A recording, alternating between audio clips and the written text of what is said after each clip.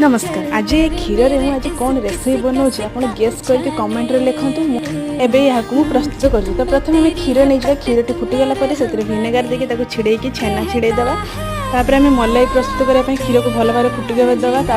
कस्टार्ड T पकई क्षीर गोल पकईदेवा। तापर almond काजू पिस्ता जहाँ आप पकई पारे देदेवे।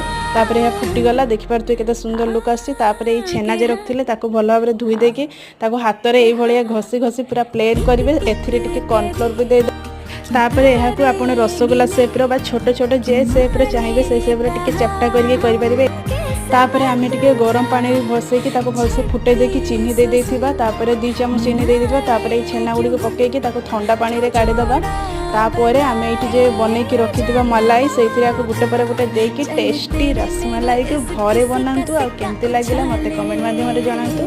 यहाँ पूजा पर्व निश्चय ट्राए करंतु। रहुची नमस्कार। देखा